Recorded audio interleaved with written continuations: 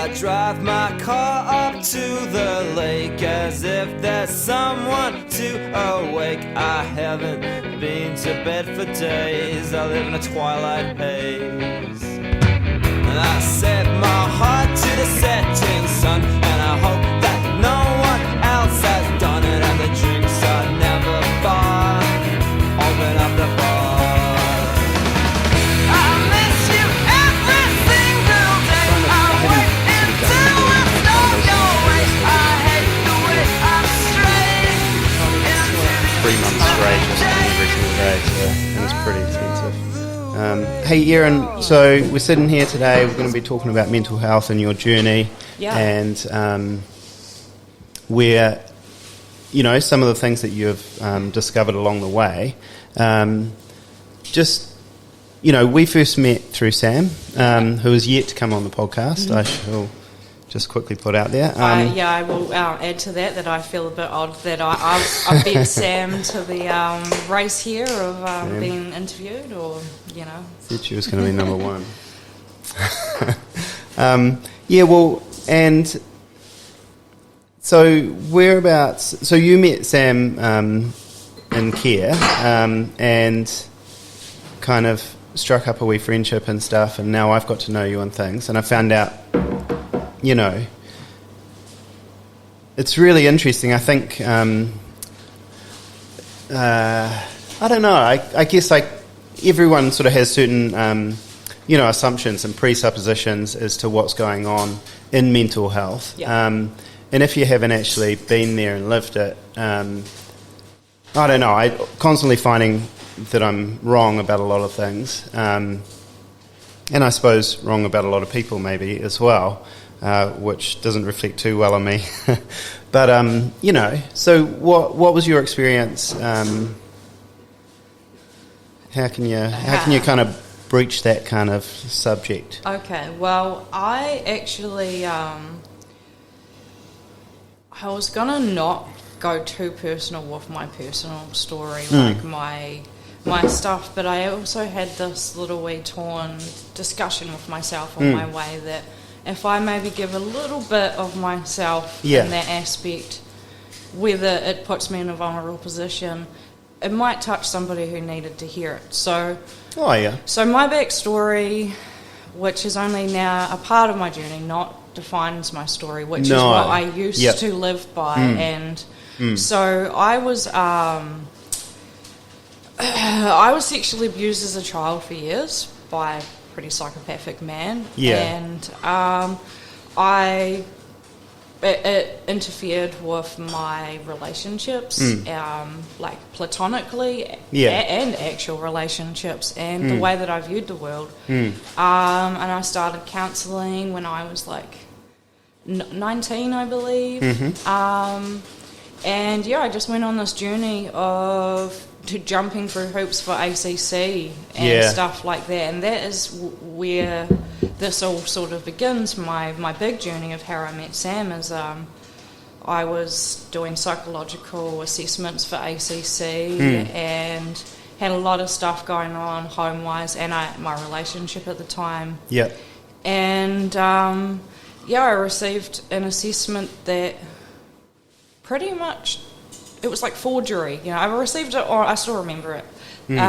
April 1st, I thought it was an actual April Fool's joke, what I was reading. And my whole life had been manipulated to say whatever they wanted to say out of all the information I had given. And after a while of all these lies going on around me and me trying to figure out my whole truth, I ended up going into full-blown psychosis after staying awake for about, I don't know, I can't remember how many days. I think it was about 4 or 5 days in total, with lack of sleep and food and that, and I broke my brain a bit. Too much V?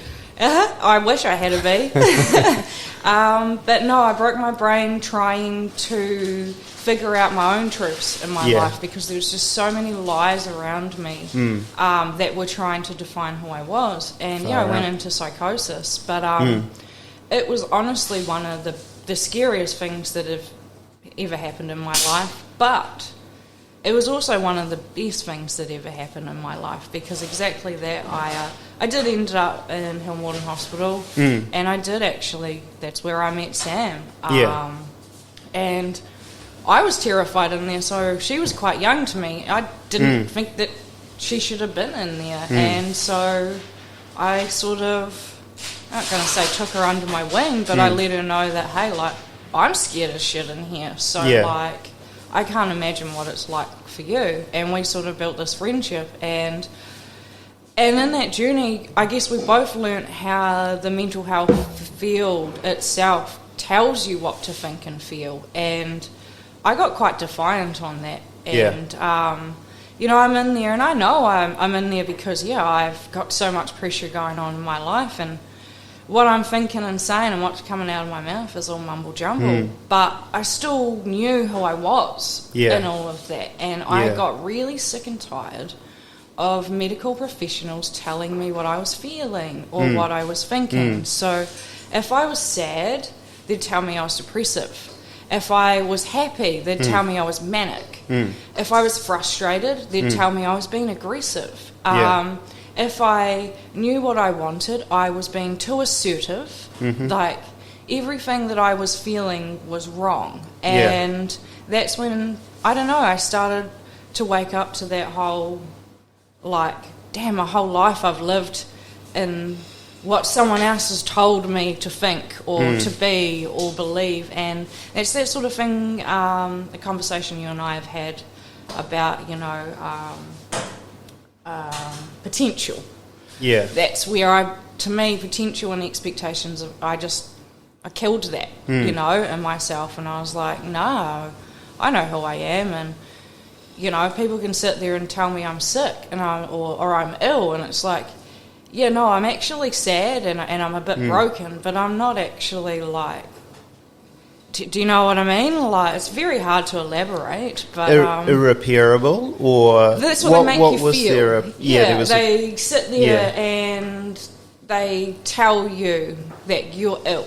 And when you're trying to get better, do you think hearing constantly to everything you say is going to make you feel better? So that's why I swear there's a bit of a trap in the system where they, I don't want to condemn? Would it be you're almost condemned to a sentence? Or stripped of thought and process and feelings, and you have to either confine to being complacent and quiet. Conform. And you got to be quiet, and I learnt to not be quiet. I learnt that, you know, I've always been rebellious, but at least be a rebel with a cause, right? So and with the truth. Exactly. And I realised in that mental health field that it was more like the justice system than actual a health system. And I felt like I was being treated like a criminal because I was sad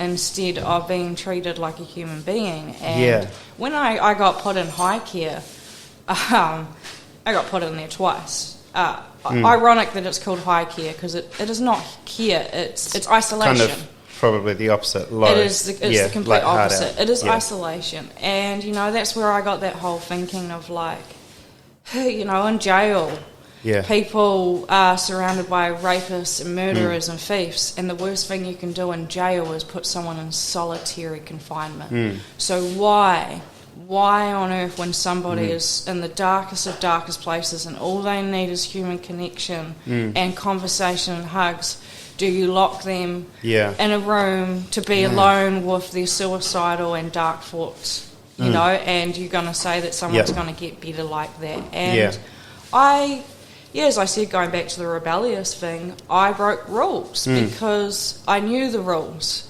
and I didn't like them. It was sort of like, some of it was like, I don't know, it was like sacrilegious sort of, you know, and so... sorry to some of the nurses if you do watch this, and I hope I don't get any of you guys in trouble, but there is a rule in there that you're not allowed to hug the staff. And I tell you what, some of those nurses would break it because they knew what you needed was a hug. And I remember I would test nurses, and I know it sounds silly, but I would test their empathy while they were in there. Their humanity. Yeah, were they in there because they wanted to make a change, Yeah. or were they in there because they loved power and the paycheck? Yeah. And trust me, there are some in there that cool, they got drunk on power. Mm. But the ones I want to talk about are the ones that that are there for the people. You know? And I remember a few nurses, they were so lovely, like I just said to them, you know, like, can I have a hug?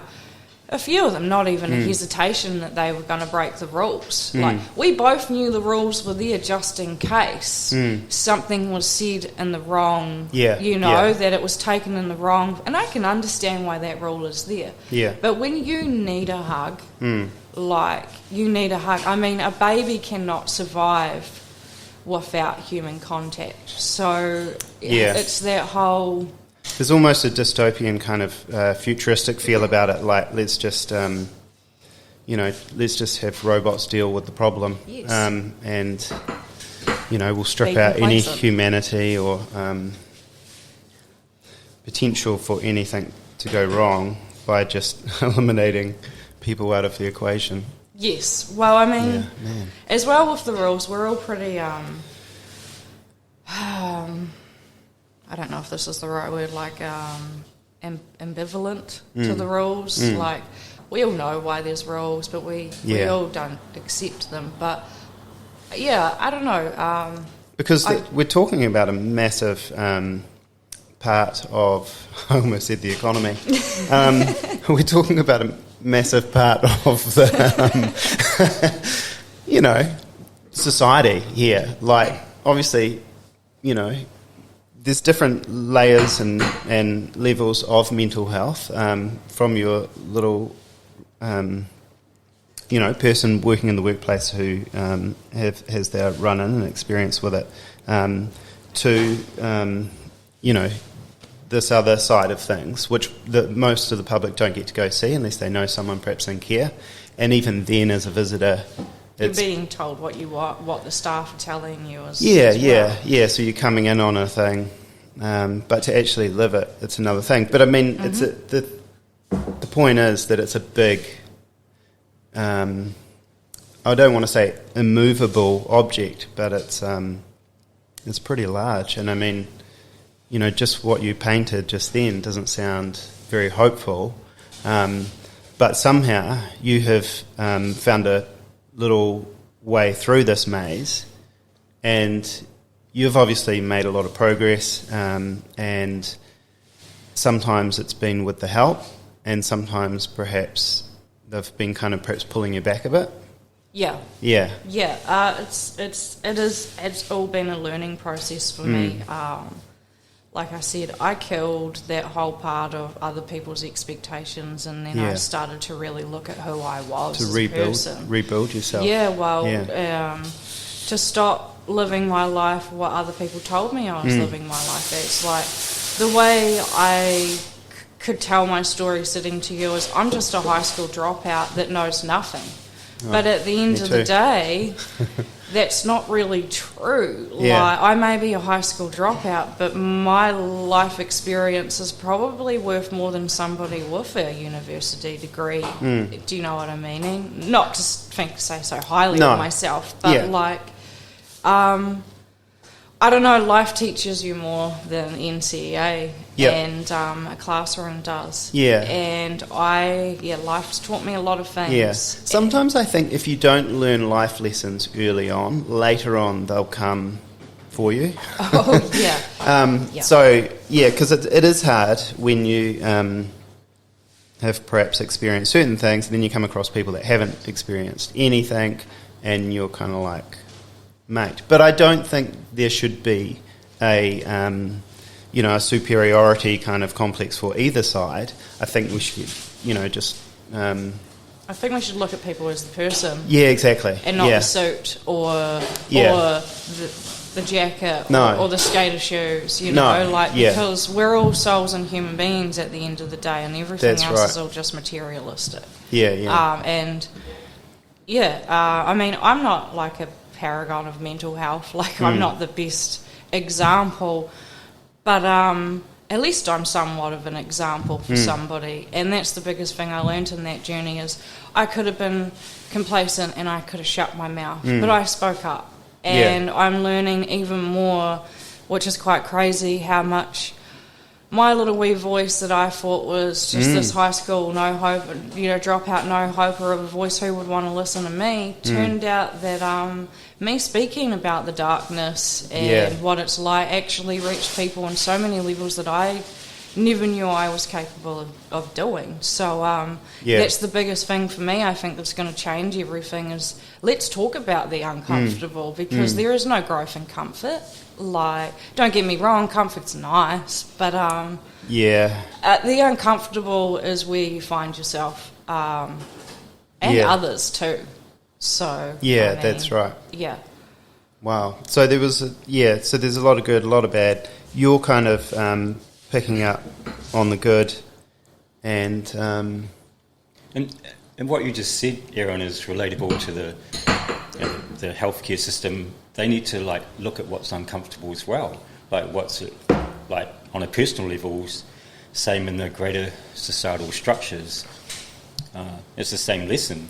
That's exactly it. Actually, while I was in there, I that's exactly what I was fighting for, that structure. So, for example, the little ways of dehumanizing you would be you would get a letter with a room number and a circle just shoved under your door. Well, I'm a human being and I actually have a damn name. I'm not just a statistical percentage. And what I learned is the same way in life is you can talk to certain people about it, but if you don't go to the main source, it's going to fall on deaf ears. And here I was complaining to these nurses who at the end of the day were only there as a face. They didn't have a power. And I spoke to the right nurse and I told her how I felt about why do the nurses not come and greet me when they're beginning of the shift? Why do I have to go and look at a whiteboard? Am I that dehumanised that I don't even get the respect of a conversation?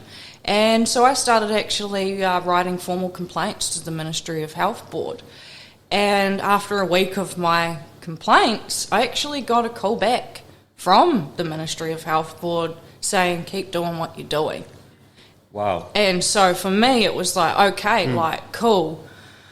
I cut the middleman, and I'm like, right, so I need to play with the big boys if I want to play big boy. That is really encouraging that you got that response. I was shocked. I was like, am I imagining this? I did for a split second be like, and then no, things started to roll from there. I actually ended up getting a court case and everything while I was in there. And the second court case I had, even the judge looked at the doctor and was like, well, I've read this case. What are you guys doing here?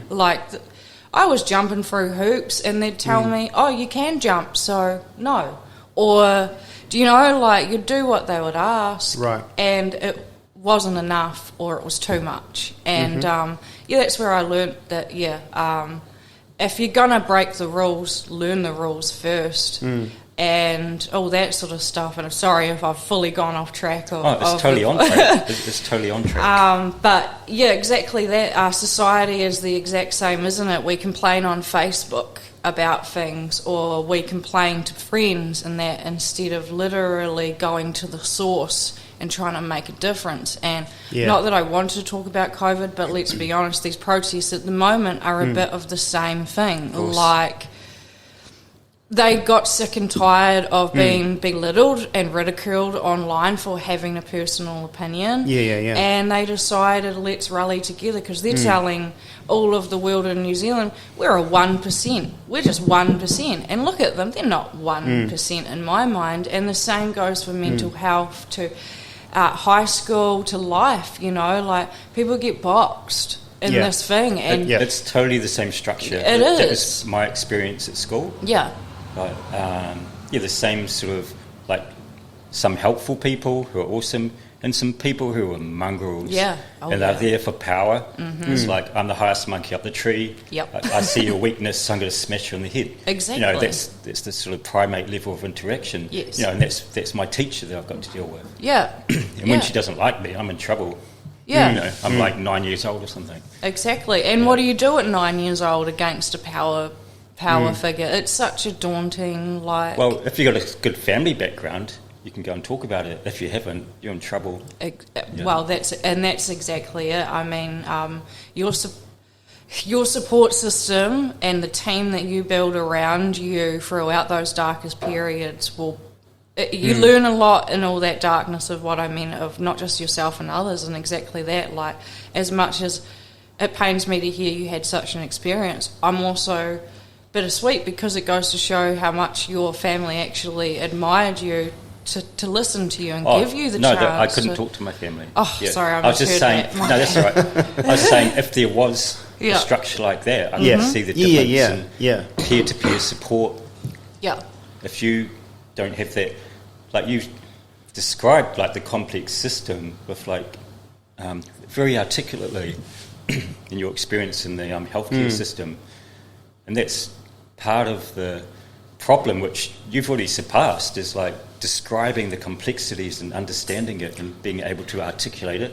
That's like at least 50% of the 60%. That is one of those lessons I learnt in there, is a lot of people in there knew what was wrong, knew what they felt and thought. They were getting it out in the wrong ways by their emotional behaviour and all that, and I took myself out of the emotional state and I put myself into a mental state, and I looked at it from outside of myself and started speaking. When I would speak, I wasn't speaking about myself, I was speaking for everybody. So from a real objective point of view. I mean, everyone has personal opinions and stuff, and like... I put my personal opinion, and I was just like, right, well, this is right and this is wrong, and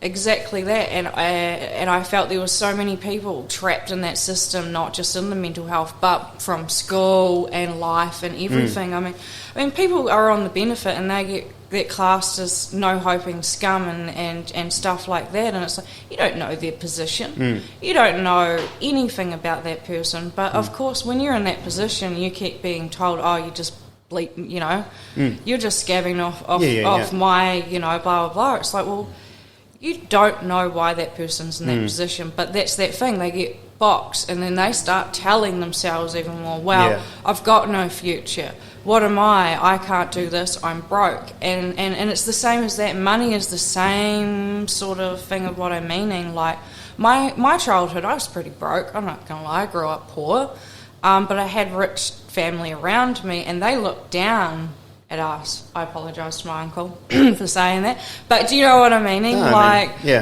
They were up here, and we were down here, and... It was just like that whole money thing as well as the same structure of things. There is that classist structure in society. It's not always based on money.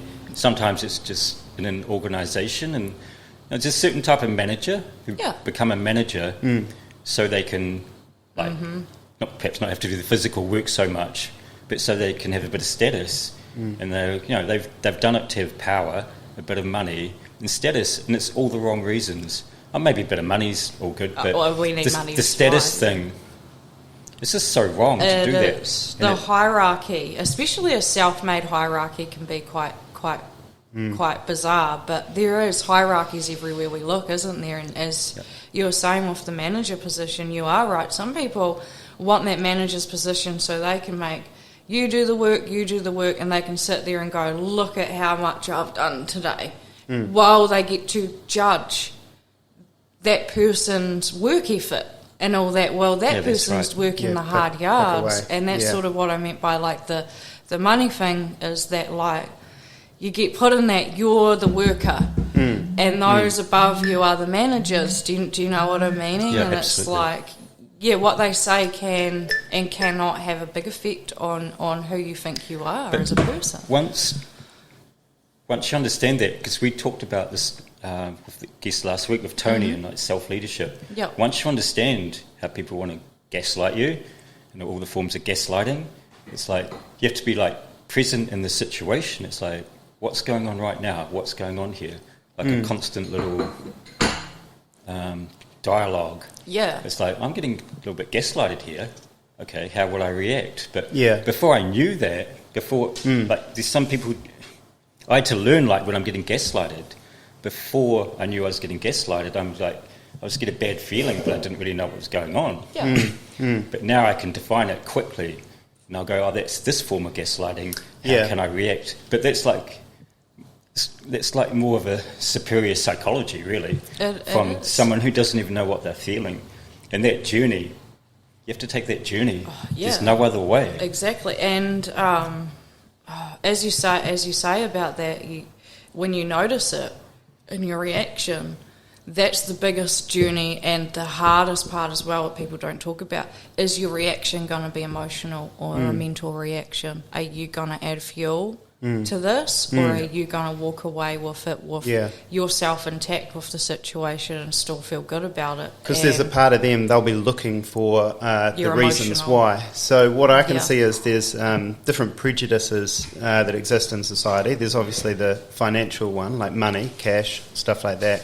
And then there's, like you were talking about status, there's like an education kind of one, so people can, Well, I think it's just anything someone can whack you over the head with. Yeah, so if you allow money, it, cash, if you allow it. and mental health. So now we've got this one where you found yourself, where mental health, there was a difference, and people were pointing out, you're way down there, like you've got no mental health, or it could have been you've got no education, it could have been you've got no money, but in this case it was you're ill and everything you say is complete bollocks. That was what I got put into. But that's a huge gaslight, to have a whole system made up of a large number of people all pointing at you and saying whatever you're feeling is wrong.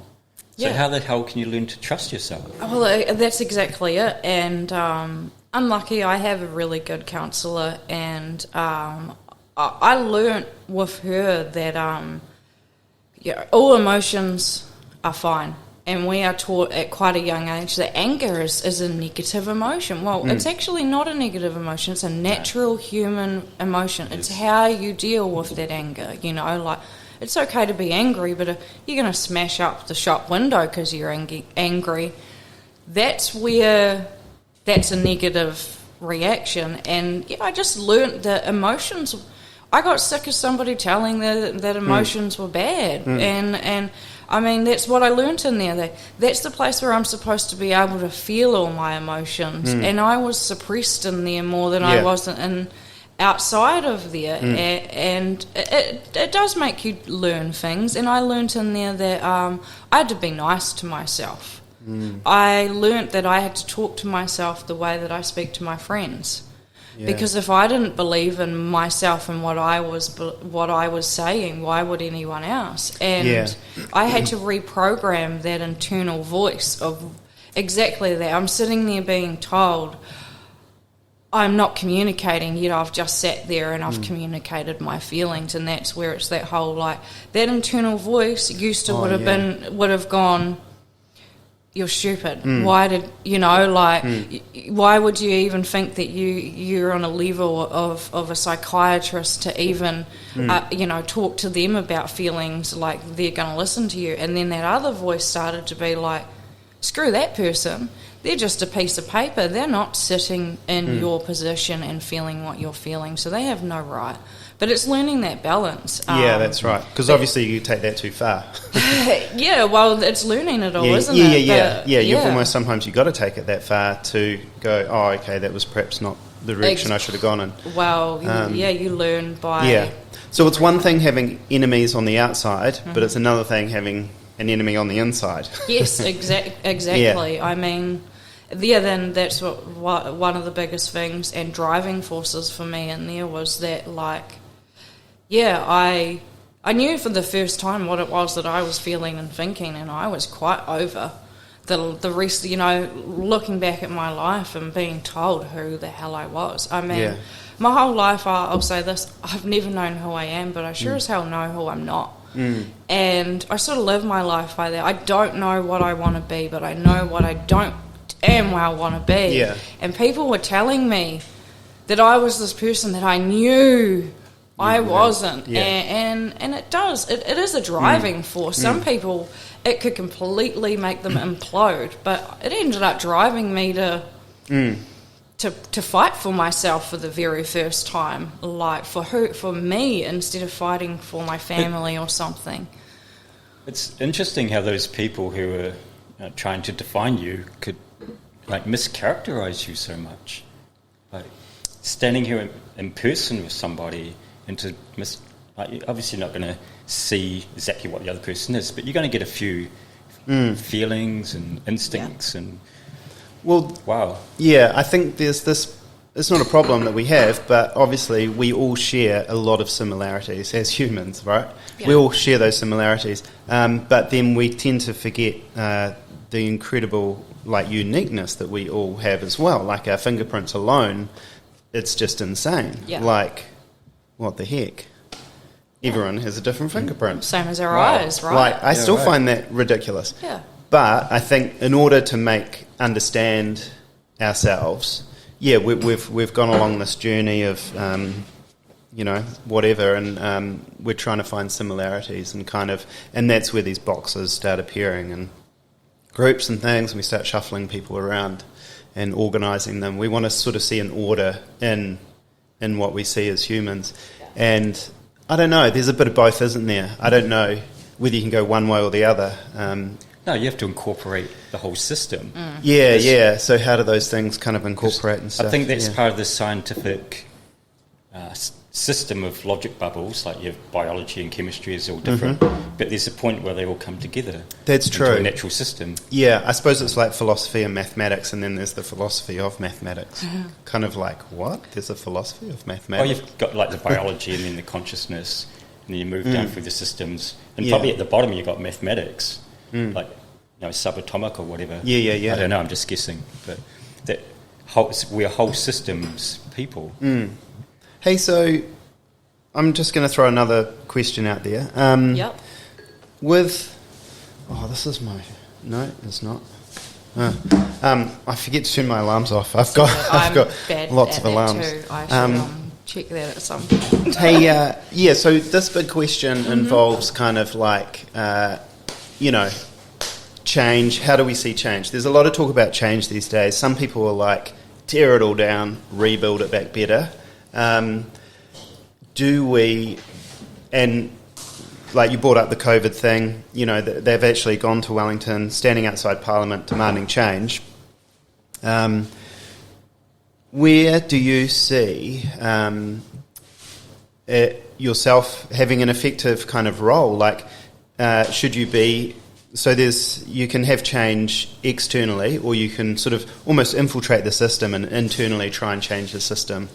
How do you feel about that? Like, do you like, which path do you think you might take? Are you going to try and change it from outside or from the inside? I'm going to change it from the inside. Yeah. I knew damn well while I was sitting in there that something needed to change. Yeah. And I didn't know how I was going to change it. I got out and I was like, should I study psychology? Should I train to be a nurse? And all I thought was that exact thing. I'll work my way up to the ranks just to work my way up the ranks. Yeah. And then by the time I'm actually in the position of where I want to be, yeah, who knows if I even going to think or feel that way about... do you know what I'm meaning? Oh, so yeah. I went a different route and I was just like... There's got to be a loophole in the system, right? There's a loophole somewhere for everything. That's the thing about rules and regulations. There's always a catch. Well, I decided that I was going to find a loophole, and I did, and I infiltrated that loophole. And now, I've given a speech to the Ministry of Health Board to represent the New Zealand Early Intervention Psychosis on why they need to fund it, like me, a person that was under the funding. And, I'm sort of rubbing shoulders with the Ministry of Health Board before I've even got any training in that. But that is exactly it, because I made that conscious decision that I'm going to change myself for the better, but I'm also going to change the things that I can possibly change for the better as well. So I decided, instead of rallying the troops from the outside and burn them at the stake was not going to be the way, it wasn't going to change anything. It was like going uphill in rollerblades. You're just not going to get anywhere. So instead, I decided the same thing that I noticed in there. Skip the nurses, go to the big boys. And that's what I decided. I decided I was going to go straight to the source. How do I get to the source? That was another journey in its own, but everything led me to where I needed to be, and that was taking chances of my own recovery. So, I mean, for example, I was discharged to Totora House where, hi Alison, my nurse Alison was fantastic. She listened to what I had to say and what I'd wanted from it and what I didn't want from it. And without her help, and she was in the system, you know what I mean, and wanting to make that change. Yeah. Without talking to her about my fears and my wants, I wouldn't have met and gone to Mhaps, which is Mental Health Advocacy Peer Support, where I'd done a recovery works group. And I was very anti-group work. And in there I learned a lot about that whole, well, how are you going to help people if you can't even sit in a group with people? You know, how and all that. And throughout that, I just met the right people in the right community, and it turned out that I'm not the only one that had that sort of experience, not the only one that's seen what needed to be changed. And I can't give too much away because it's so hard to explain where I'm at and what I'm trying to do, but I'm going to take the system from the inside. That's my plan. For the better, not just for power. Or, I mean, there's a little part of me that's a little petty and just wants to say to the nurses, haha, I told you so. You know, like, not going to lie, because there was some that really doubted me and just thought, oh, she's just talking. And it's like, I'm talking, but I don't talk unless I have something important to say. And when I set, that was a big thing I learnt, that when I set my mind to something, once I got rid of that negative self-talk, like, I'll accomplish it. It may take me a couple of years, but if it's a realistic goal and I take in all the reality to get there, it can be achieved. And, I mean, I'm doing it. I mean... Yeah, as I say, so hard to elaborate on exactly what I'm doing. Well, it sounds like you kind of discovered a little bit of yourself, and you've kind of built upon that, and you've got to know yourself, and now it's almost like you're approaching other people that perhaps you thought were unapproachable at one point. It's kind of like, and some of those people are responding because they are genuinely there for the right reason. Like they have that. So, you know, you're kind of optimistic that there are people there that feel the same way that you do, even though they may have reached, levels maybe a long way away from the front line, but they've still got that element of truth running through them, and you can kind of tap into that. I suppose in some respects it's like a poor person. If they've really been through hard times and they grow up in poverty, and for whatever reason they do attain wealth and they build upon it and stuff like that, you know, the chances are if they do come across someone in the street that's still poor, they'll remember who they were, and they might have that empathy kind of built in, even though they're way up there. And the poor person might be looking at them going, man, he's unreachable, he's unattainable, I can't even reach out and talk to that guy. But you just never know. So that's the way I kind of see it in a way. If you look at the person as a person and not for their clothes or their hair colour or whatever. I don't know what it is that people see when they look at me or whatever, and that's exactly it. But I hope that they're looking at me for me instead of and listening. What they think I am or who they wished I would be, you know. And that's exactly as you say. It's a great example, what you just said, of that whole, well, we can shift that, you know. Doesn't have to be the poor person that looks up. They can just be a person looking up to another person with gratitude. And that's what the whole goal in my life for the rest of my life is, to shift that mentality of that. Just looking at people as people instead of whatever power, position, or hierarchy that's been created by society. Yeah. Anyway, I feel like you want to say something. No, I'm just listening. Well, I've had a lot of thoughts going through my Yeah. head, Yeah. so I'm just sort of waiting until there's a time to speak. Mm-hmm. But Leah, what you said was real interesting, Dave. A friend of mine just recently had a bit of a sojourn through the penal system. Yep. He didn't go to prison, but he went through all the court system, and he could have gone to prison. And as part of him getting out of the system, he had to go and do like an anger management course.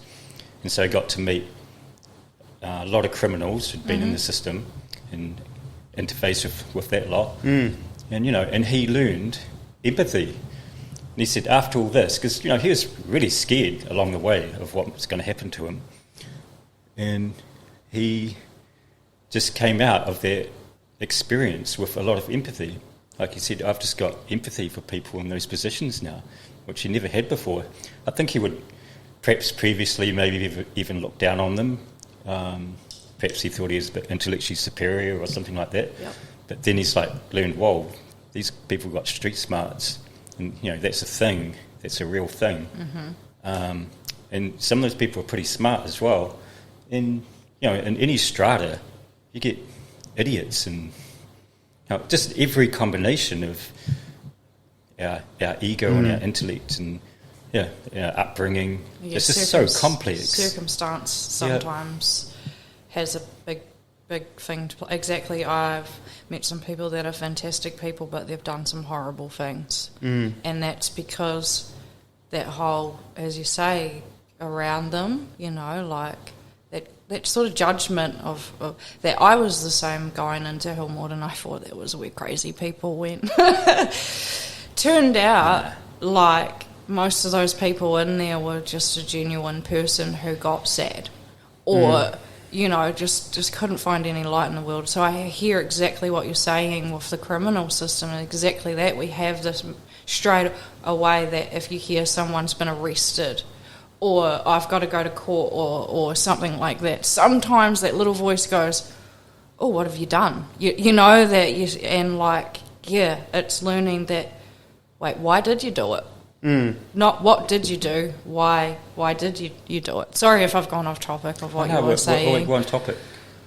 Yeah. Well, it is difficult. I just tend to, because the mind, your own mind does it doesn't play tricks on you, but I mean, it's easy to fall into certain patterns of thought and things like that. Oh. But I try to break that up by just blurting out stuff, and hopefully, look, there's a chance that you offend someone. It's a good start. Yeah, there's a chance that you offend someone, or there's a chance that something. It's happens. way better to do that and say nothing. Yes. Because it's just like a key for expression. I discovered that it's better just to yabble on.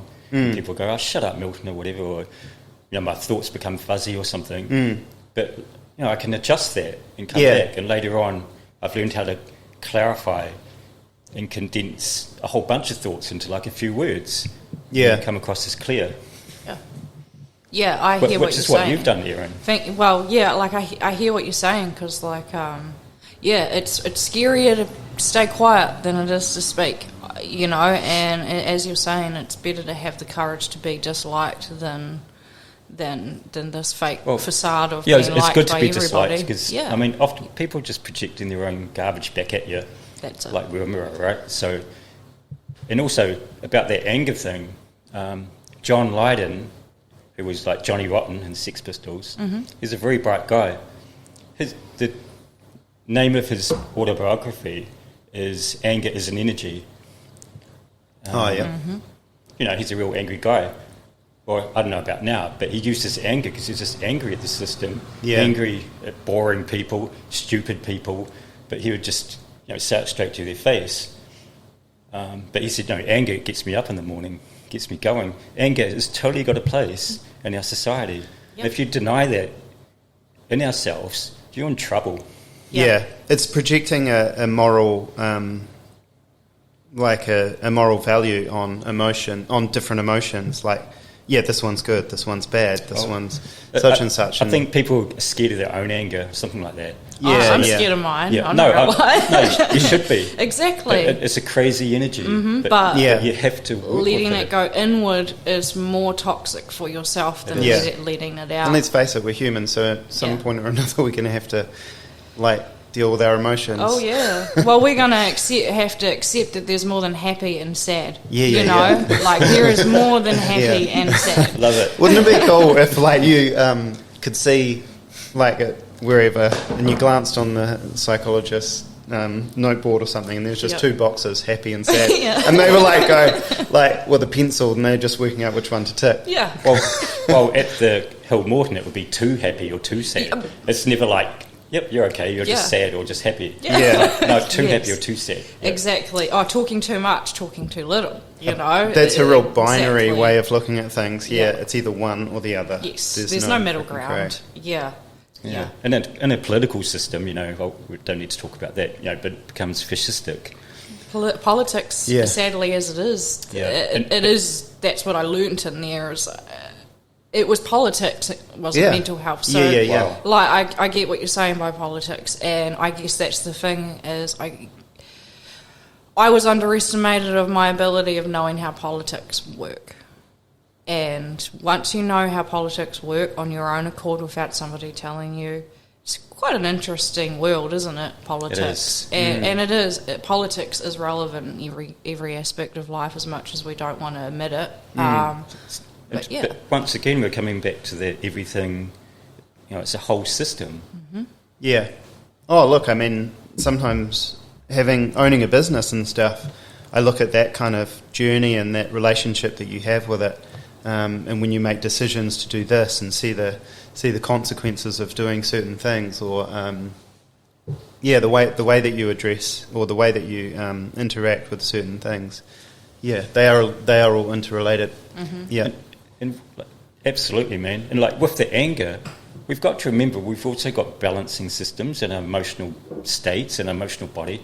I'm not just anger. I've got also things that like peacefulness and all this sort of stuff in my intellect to think it through. But I understand, like, if somebody's been, you know, fucked up on drugs or something, maybe those systems are not so operational, and they might just go into anger or something. Well, exactly, and isn't that a bit of a discrimination as well? You know, people, you know, they hear that somebody, you know, doing drugs, so they're like, screw them. Do you know what I'm meaning? Like as well, I don't know if that's like on point, but like exactly, someone's doing drugs for a reason. Not just because everyone has their vices or something that they cling to. I learned to cling to music more. And I know something's wrong with me when I'm not listening to music. If I can go a week without listening to music, something is seriously wrong. But so I can understand the drug abuse. Like, I'm no saint myself. Do you know what I'm meaning? But it is exactly that. It's most knowing. People have got some form of escape. Exactly. And all that sort of stuff. And it is sad that comes under that thing as well. Is that you hear someone done drugs, so they're like, self-inflicted. And it's like, well, no, it's not self-inflicted. I mean, they tried to numb themselves with an instant thing. They knew that they were going to get an instant reaction of getting away from what they wanted, but they weren't taking into accountability the long term of what that was gonna do. And again, I feel like I've gone completely off topic. No, don't worry. And again, I don't think you have. No. It's all connected up. I mean, I'm thinking of you know, I don't know, a fat person eating ice cream. I mean, you can quickly draw that conclusion, like, you know, they're just whatever, they're doing it because of this reason or something. But like you say, it could be drugs, it could be ice cream, chocolate biscuits, whatever. But a lot of people have things. And then some people will have sports, which they just they throw themselves into sports. So they do big the opposite. Time. They actually damage all of the different their body. hobbies. Because they're going so hard on their body, it's almost torturing themselves with health. Yeah, but they're getting that they're getting that hit of I don't even know what it is. Instant gratification. Yeah. Or, Sometimes it's whatever that kind of dopamine or something. The chemical kind of hormonal neurotransmitters. Thing that they crave, and it makes them feel good. Yeah, so some people will look outside of their body and try to introduce a drug to kind of simulate that same kind of thing. It's a crazy world. So, I think we've talked about this before, like a workaholic. Yeah, they're sort of lauded by society because they're being productive, but it's actually an imbalance. Oh yes, it's high. But it's like, man, you're loaded or you're really successful, but man, the rest of your life it's sucks. Lonely. It sounds very lonely. Quite lonely. Broken people. Well, that's it. That's a good example of learning something too late. And in the society figure of things, they've got it all together. They're doing, as you say, they're productive to society. But what happens outside of that job when that job, their body gives up on them or whatever, and they're forced to face themselves at 50, 60, and they realise they had no hobbies, no personal, they were not in touch with who the hell they are, and I think that's a big part of what's wrong as well, is that a lot of us don't know who we are. We're told to get up, work, that's life. And it's, well, no, actually, it's beautiful to hear the birds chirp. And it's so great to be present in the moment, you know. For me, I felt like I lived my life. Have you ever seen the movie Click? No. Okay, so he's got a remote. He fast forwards through life, and they show a part of what happens when he's fast forwarding, and he's sort of just like detached from his life, and he finally years later he watches over that, you know, and he's like, oh my god. And that sort of was he trying to eliminate the mundane? He was trying to fast forward. Making the coffees and spend it and to get to that goal, and it was that journey to that goal is how you get to that goal, and a lot of life can be lost in jobs and that, and learning who you are is such an interesting journey, and some people learn way too late that they wasted their whole life chasing money for materialistic things. I would to say impress that's the people. major goal of our life is to learn who we are. And sometimes you got to learn who you are by learning who the hell you're not, and that's exactly it. And a conversation facilitates finding out who we are as well. Yes, I think perhaps there's a time for being, by yourself and self-reflective, but then it's also important to engage in, conversation and dialogue and stuff like that, because that T-shirt that you wear sometimes, what is it? We never walk alone or something? Yeah, that's from the Martin Luther King I Have a Dream speech. It's so true. We're so interdependent and dependent on each other, but we need to be able to be alone as well. It's a total construct. But then again, you don't want to be part of a shitty system. You've got to realise that this person is not good for me. Just like on a intrapersonal level, like this thought's not good for me. If I'm going, Milt, you're wrong, you're an idiot, it's like, wait a minute, I just didn't know. I don't... That's how I would think that process if I catch myself going, Milt, you're an idiot. I mean, sometimes I am, that's fine as well. But if I'm condemning myself, it's like, why am I condemning myself? What is my psyche getting out of that? Exactly. And so it's a little bit more self-reflective. And that's good, man. That definitely is. I was going to say something and now it's just gone. Hey, so you're kind of excited. Are you enjoying, this part of the journey? Are you kind of... It is the journey, isn't it? This is the part. Because you've got up at 5 o'clock in the morning to come in here and 5 talk o'clock. to us. I got up at bloody 3:30 in the damn morning to come to this. But that's a part, I'm just trying to encourage that. Exactly. Well, a big part of the learning curve of this whole journey is,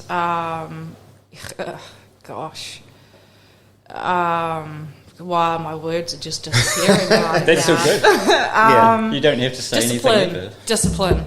That's the biggest part of this whole journey, that I'm learning to discipline my mouth, to discipline my thoughts, sometimes my feelings. Not that, I know. But sometimes it's like that whole don't emotionally respond. But no, I'm enjoying this part because, it's all part of the journey, and that's the biggest thing I've learnt, that the ups and the downs and everything in between are far more important than me even reaching my goal. Yeah. At the end of the day, that's just sort of, Oh, totally, yeah. Being present's great. Oh, yeah.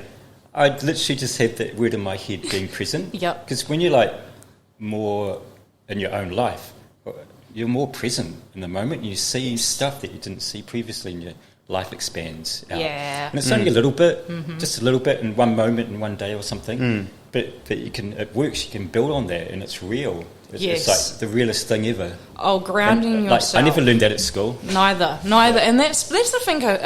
Going on that, I think, is a part of what needs to change in the society figure of mental health and personal development, is that I think a part of the health class should talk about this sort of stuff in high school. I'm not meaning put it on to primary school kids and stuff like that, but I'm meaning when you're about 16 or whatever, you're going through an internal battle that is so hard to explain to anybody. So why not educate somebody at that age? Not trying to throw them into the whole, like, this is what depression looks like, but that it's okay to talk to somebody. Because I find that stigma a lot, and growing up, for me, it was very lonely. Like, I had counselling officers at high school, but there was nothing to drive me to want to talk to some random person about my life, you know. Then again, I wasn't really present at high school. Anyway, I went there to eat my lunch. To some degree, I learned at school that I can't trust people. Yeah. So I can't trust this person, they're going to hurt me. Yeah. Well, that's where you got to learn to trust yourself, right? Yes. That's exactly it. That is honestly exactly it. Yeah. Wow. We've covered a lot, Pretty lot of intense, ground. yeah. We covered a lot, and we didn't really cover half the things we were going to actually talk about. It's intense. No, that's all right. I think it was just because we treated this as a conversation instead of... Yeah, exactly. That's right. You don't know where it's going to go. Yeah, you don't want it to come across too structured and stuff. Well, I don't want to feel like I'm talking at you guys, like I've got answers to life. I don't. I'm still figuring it out. Oh, we're all just talking it out. Yeah, I think so. So. Yeah. Well, that's right. And I tend to look for solutions and answers, and, you know, and maybe that's part of the system's problem as well. Maybe they're just looking for simple, quick answers that they can implement. And I suppose people that come from academia and university, they can be so sure of themselves because they've done this study involving 500 people, and this is the data. We've converted all of that humanity into these numbers, and now let's, you know, and make those numbers that work. data is relevant. It's based on studies. Yeah. It's not just depersonalised statistics. No, it is relevant. Well, then how does it? Yeah, I don't know. Why does it get all messy? Because everyone's different, I guess. It's a bit hard to get a structure for one person when there's 20 different personality types or people in the world. I don't know if that's like... And it's like the old scientific model, I think, it's like emotions don't really count for anything, we're all just chemicals or whatever. Yeah. But there's like, parts of that probably left over. Have you guys, sorry to cut you off, have you guys ever heard of Russ Harris? No. Okay, so Russ Harris, he does acceptance and commitment therapy, and sort of like what we're talking about, I guess, but it's sort of off. It's centred around being able to be in touch with your thoughts and memories and feelings and expressing them through metaphors or paradoxal, like psychology. Oh, man. And so for me, when I was in Hill Morden, I spoke metaphors. I couldn't elaborate on things other than metaphors. And I was looked at like I was... So a metaphor, is that like an analogy? Are they the same? An example? A metaphor which could help with an example here. It's often like very creative thinkers thinking metaphors and like... Gosh, it's all I sort of think. Like synesthesia and all sorts. Like the imagination is like a whole different realm. To do with patterns, and it's true, and like we were talking about it before, so it's true in the mental health area, it's true in the business area, it's true in the financial, like money, and it's true with like education, is that kind of like drawing those links. And rather than talk about the mental health, we talk about it in a from a money perspective. Is that a metaphor when you're talking about... Exactly, that's exactly it, that we're using society to explain mental health. Something that's else. a metaphor, you know, like... And that's why I always go off to little things, because it's easier sometimes to not directly talk what we're talking about, but give someone an open-minded way of looking at it. And paradox, that one's hard for me. I understand it, but I could not explain that one to you guys. I was going to ask you that. I knew you were, and I had to... So, but it's centred around values, you know, which is pretty much metaphors trying to give you value, isn't it? But that part of therapy is great for people like myself as well, who are just deemed weird that they speak like that in metaphors or whatever. But so is this guy Kiwi? I can't give you that information because I haven't personally looked into him, just the program, because it's helped me a lot, and that I work with my counsellor doing a lot of this mindfulness stuff. And metaphors are just sort of another way of seeing the same because like or a safe environment to express your emotions and feelings without triggering that actual emotion or experience. We've had another, who was it, the neuro Rico Gomez. Yep. Yeah, the neuro science. Is it? But the point is, like, he talked about safety as well. Tony with leadership, he talked about safety, having a safe platform just to say whatever you need to say. Yeah, it's like so important. It is. Talking about that mind thing, though, it's not just all mind, though. It is body. And finally, I'm slipping in what we were going to talk about. This is I thought we were going to talk about. Yeah. So right now, it's podcast finished. Here we go. It's finished. Yeah. No, so pretty much, you know, a lot of it is we think it's all thoughts. It's all our head. But we can do all this mental stuff and we can tell ourselves all this stuff, but our body is going to tell us more than our mind ever is, and that's where the Polyvagal Theory, which I hate the fact that it's called a theory, because it's not. It should be the polyvagal concept, but who am I to say that? But anyway, so that's about the autonomic nervous system and stuff. And learning about that helped me understand myself. So, you know, like, we're taught that it's fight or flight, right? It's not true. There's actually 4 Fs, and a lot of people don't talk about the 4th one, but it's fight, flight, freeze, and flop. Those are the 4 states our body goes into when we go into a threat response. So our thoughts can be saying this, but our heart rate's going, you know, like, and of course you're going to think, oh, what am I doing in here? But no one talks about the fact that, you know, the only system that we have in our entire autonomic system that we can control is our breathing. Yeah. And it's so cliche, you hear in therapy all the time, breathing exercises. Yeah. Breathing exercises. Well, I tell you what, I stand by breathing exercises because, like I said, you can talk, self-talk all you want all damn day, but that's not going to stop that heart. It's not going to stop the sweats. That's not going to, like... Yeah. So this whole time, I've been really nervous, but at the same time, I've managed to keep my body... so there's 3 stages. It's like a traffic light. You got green, orange, and red. I'm in green, which is quite odd for me. I should be in orange, but orange is healthy.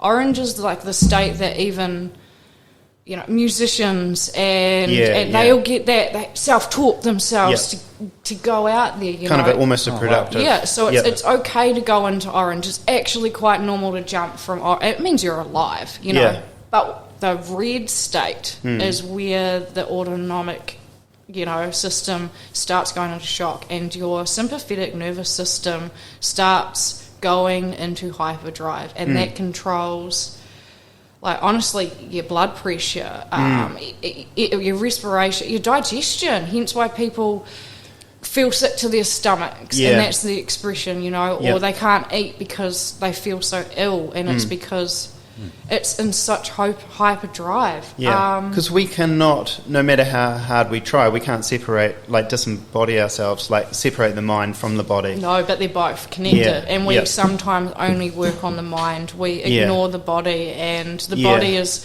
and as far as I'm concerned, far more important than the mind in recovery, life, understanding yourself. Yeah. That's exactly what I mean. Like, you'll know when something doesn't feel right. Your stomach will tell you, I remember in primary school, I thought our brain was here, my guts. It is. And I thought that was my most important part of my Yeah. brain. And of course, at that time, people were like, go, no, that's stupid. It's up here in your brain. It's in your skull. Yeah. Because, we've taken it out and there it is. Yeah. But there are, what I It's- understand, the cellular connections between these organs and these...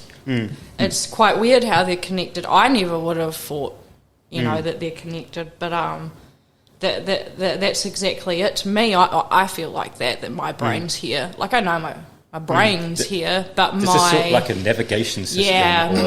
If that says no, you don't do it, or you're going to get into trouble. Yeah, like, I've got a gut feeling Yeah. about this. I'm going to listen to my gut. I'm not going to listen to my voice that's saying, this is fine, or this is scary. Yeah. I know that my body is going to tell. Energy is so real, like... Oh, that's It right. is, it is. Yeah, can we're picking up so much information all the time. all the time. And Yeah. sometimes you don't even need to have a conversation with Yeah. somebody to just know, because that energy, and that's exactly it. Your gut is telling you. And I feel like that is the most important thing that I could give today, is that cool. listen to your gut. And I Yeah. know that's such a contradictory thing, like, how do I listen to my gut when I'm all over the show? But it's learning that difference between when you're going into a state of shock and fear, and learning the difference between, like, okay, like, I'm just in the orange right now. Like, this is safe. Like, this is that whole... You don't get, you don't learn from the comfortable. You learn yourself from the uncomfortable. And it's such a really hard way to, thing to learn. But once you really tap into that, like, you understand why you meet somebody and you just love them. Because your parasympathetic nervous system, the opposite to your sympathetic nervous system, is completely fine. And you and it can, sometimes that can actually be a problem, because you can go the opposite way. Instead of feeling complete fear, you can be like so in love with somebody, because the way that they internally make you feel. It would be like meeting your idol. Oh, I mean, but I don't know, parasympathetic nervous system, sympathetic nervous system, and all that. I only know like 4% of the reality of it, but that 4% has taught me a hell of a lot on the mental health recovery journey. And is it incorporated in, like, the different like things that you've come across, like Hill Morton or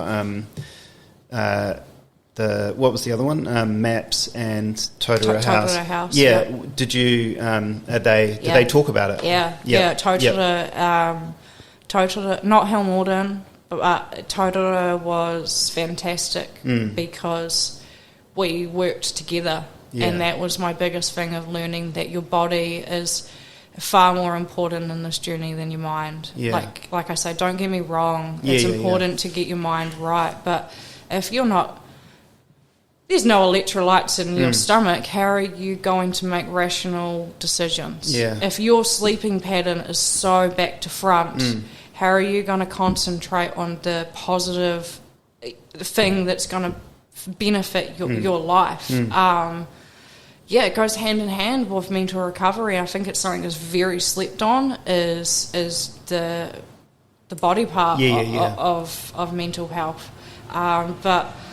And that kind of ties back to when we first started this conversation, and I'll edit it so we include it, even though it was a bit messy at the start. I was jumping up and down. But I mean, we were talking about coffee and that being a stimulant, and V and stuff like that. Yeah. And I don't know, funnily enough, it's true, isn't it? Yeah. I mean, and people perhaps... if we're becoming more aware about it, other people must be and stuff, and it does matter.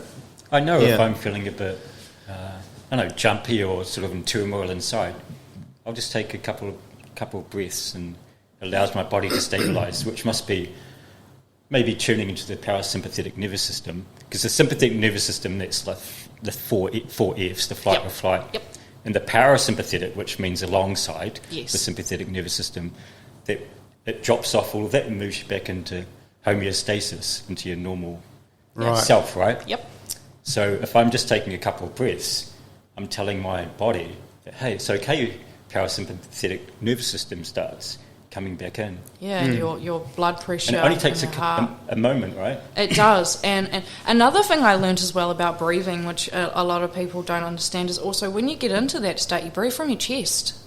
A really good thing of learning about yourself and to figure out where you sit all the time is to put your hand on your chest and to figure out, when you're breathing, is your hand moving lots? Because it turns out that you're shallow breathing and you're not actually getting enough oxygen in. Yeah. You got to put diaphragm. Oh, wow. Yeah. And I didn't realise until about like 2 years ago I was a chest breather. That's really cool. Yeah. You know, and that's exactly it. You want to take those belly. You want to feel, and that's exactly it. It gets you back in that moment. That's you're going to speed up the process. Exactly, and you're being present within yourself, not just in the moment. And you're taking, you do you know what I mean? Sometimes when I've been playing with this the whole time. Yeah, me too. A wee bit. You know, like, and I think if I wasn't, I'd be sitting here tapping. Yeah. But everyone has something. And sorry to drag Sammy in, but she's a real sensory person, for example. I'm the complete opposite. Until I realised I was a sensory person. Here I am, censoring I was myself. just going to say that. Maybe, because, Yeah. I mean, the people who are into sports and stuff like that and getting that physical exercise and things, it becomes a crucial part. Obviously, there was the John Kerwin guy who brought that into the fore with mental health and stuff. But yeah, people often have to swim and stuff. For him, I think he swum heaps, and it must have helped his breathing, like regulating it and stuff, and perhaps getting a hit. Like, he wasn't obviously going to the fridge and getting out a tub of ice cream and feeling good that way, but he was perhaps going to the pool. Wow. So, Yeah, life's weird, isn't it? yeah, that's interesting. It's really weird. Yeah, I truly believe like we're made up of so physical, the body, the mind, and spiritual kind of. There's that kind of those three things. And spiritual's really important in the process and too. trying to kind of pull these different things apart. And if you leave out a part of the equation, it can get a little bit messy. Yeah. So if you were just to take the mind and look at the mind and leave the physical out of it, you can get a little bit imbalanced. Well, that's exactly it. You can mentally prepare for something, and then you're there, and you go into shock. So what you're telling, you haven't accepted that part of the recovery, or as you say, spiritual. Yeah, I love that you brought that up, because nature is the most closest thing you ever get sometimes to figuring out how to take a breather. Sometimes it is. And you'll notice the body will tell you too, because sometimes you're just like, I need to go for a walk. And not even that you're mad or anything, but because you need to smell the new smells, or you need to see a new scene. Our spirituality is a big part of the journey too. I want to tie it back also, once again, you talked about being in Hill Morton and just wanting a hug, and that physical contact. And, we sort of think, oh, look, they're so ill, we can just deal with this part of them. We'll put them in isolation and stuff like that. But it sounds like, you could, someone who was very ill, you could address them, and they obviously were completely disregarding the physical side of things, but you were kind of craving a little bit of that, because you knew... I was a little baby. Your intuition, you knew that you wanted it, kind of. I was a little baby who needed a hug. Yeah, and it would have actually made a difference. Yeah. Perhaps more so than any of the medication and all the other things that could have given you. I mean, obviously they have their place. We've had customers come in here after being isolated in the COVID. Yeah. And some of them are been quite distressed because they haven't had that physical contact at work. Like, we need physical contact. It doesn't have to it's be a really hug. important. Yeah, it No, can be well, that that's right. No, it's hand just- on the just shoulder talking. or Yeah, the how you going. Just or, talking. Yeah, you just know, hi. like, I was just thinking of the exactly, like why doesn't Hill Morton work, or why doesn't some of the mental health services work well? And then I suddenly thought, well, yeah, some of those things are just missing. We're not looking at the person as a whole. That's exactly it. There's just some flaws. And so on my journey, I've actually been doing a bit of a repeal and replacement of the mental health thing with like this community that I've been working with. I haven't really done it. I've been a part of it. But I learned quite interesting facts. Like, did you know the Mental Health Act hasn't really been updated since like 1992 or something like that? That's almost 30 years. Do you know how many people and diagnosis and all that have changed since 92 then? was a good year, though. Oh, good on 92. No. But I mean, like, you know, a lot has changed. And you can't say that, you can't keep putting everybody in the same category that because it worked for one damn person, that's going to work for everybody else. And that's that part of figuring out yourself as well. What is going to work and what isn't going to work for you. Yeah, and taking that personal responsibility. well, and a lot of people, don't get me wrong here, I don't want to sound like a complete asshole, but sometimes mental health can be blurred and some people can get a diagnosis and hide behind that and use that for the rest of their life for why you owe them or why they're not bettering themselves, and they can get that blurred that I have depression, so I'm depressed all the time. Like that can get very blurred, and it's like well, no, the only person that's really going to get you out of that, it's not an excuse to walk around and expect every entitlement. It's to once you get that diagnosis, learn about it, educate yourself, understand what depression is, because once you understand it, that's the only way you're ever going to learn how to manage it, and that's everything is learning to understand yourself. Who you are, not who you're told you are, or not how you're told to feel. Like, it's all a self-discovery journey. We're going to have to wrap this up, unfortunately. Sorry about that. No, it's cool. It means that it's good conversation. We could talk about this for a long time. I think so, yeah. Like moving into the field of self-leadership and the body-mind interface, nature, spirituality, just so many things. Well, funnily enough, it reminds me of a book, which I haven't read. I'm a great one for not reading books, but I remember the title, and I totally judged the whole book by the title. Yeah, so there's a book that's called Not in My Genes, which is about mental health. And I think some people, like you just touched upon, feel that, they might hide behind a diagnosis, or they might hide behind, maybe they think, genetically, that's me, I can't change, or something like that. But, that's a big flaw. It's a big flaw to do that. Yeah, anyway, let's wrap this up. Cool. All right. Erin, menu. Would you like some breakfast? I would love some breakfast. I would also just like to say thank you guys for giving me the opportunity for this, because it's my first real mental health thing by myself, not connected to anybody or some program or anything, and I appreciate the opportunity. You're a fascinating person. Thank you. Full of so much knowledge and experience. It's like I'm sure a lot of people really get a lot of stuff out of this. Thank you. Totally. Cool. Yeah. See ya. Bye.